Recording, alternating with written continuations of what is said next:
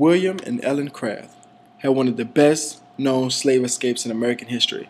Ellen achieved notoriety when she and her husband William escaped to freedom. Ellen disguised herself as a white Southern planter traveling with his slave William. William and Ellen Craft were slaves from Macon who gained celebrity after a daring, novel, and very public escape in December 1848. The daughter of an African-American woman and her white master, Ellen, looked white and was able to dress as Southern slaveholder in trousers, top hat, and short hair to avoid detection by slave catchers. Her darker-skinned husband, William, accompanied her by masquerading as her attentive slave valet. They journeyed by train from Macon to Savannah, where they boarded a steamship bound for Charleston, South Carolina. From there, they took another steamer to Wilmington, North Carolina, then a train to just outside Fredericksburg, Virginia. They boarded yet another steamer bound for Washington, D.C., and finally proceeded by train to Baltimore, Maryland, and on crossed the Mason-Dixon line to Pennsylvania. Despite several close calls, the couple arrived in Philadelphia on Christmas Sunday. They thought their freedom was then secure. The Crafts quickly moved to Boston, which had an established free black community on Beacon Hill and a well-organized protective abolitionist activity. William, a carpenter, found a thriving furniture business. The pair looked forward to celebrating marriage sanctioned by a Christian church and rearing children who were free. They also participated with the fugitive slave William Wells Brown and anti-slavery lecturers throughout New England, where they quickly won the hearts of audiences with their romantic tale of escape.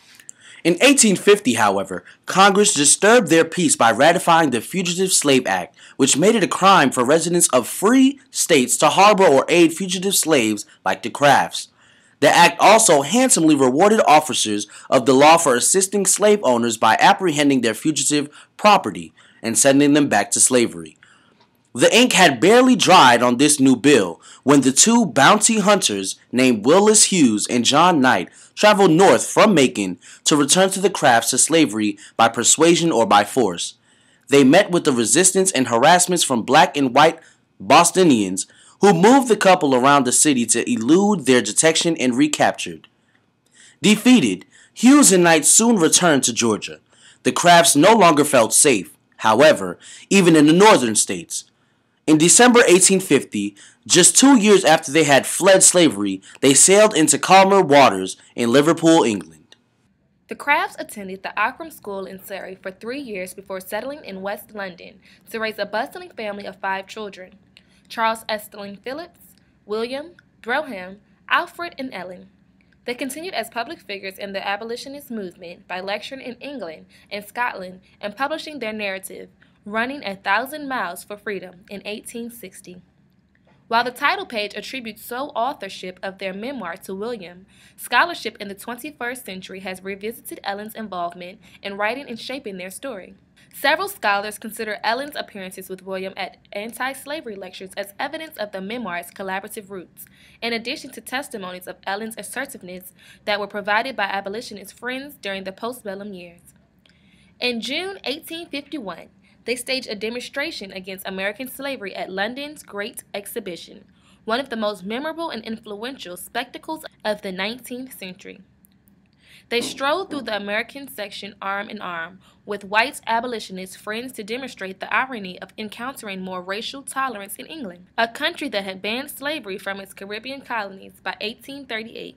Then, in the so-called Democratic United States, 1 year later, Ellen published an open letter in anti-slavery newspapers to refute savage rumors that she was tired of the responsibilities of freedom and wanted to be enslaved again.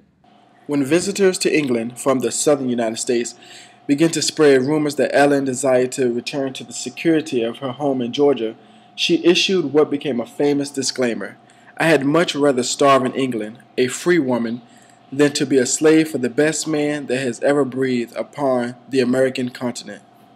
During their 19 years in England, the Crafts pursued their intellectual development, raised their family, and established a livelihood.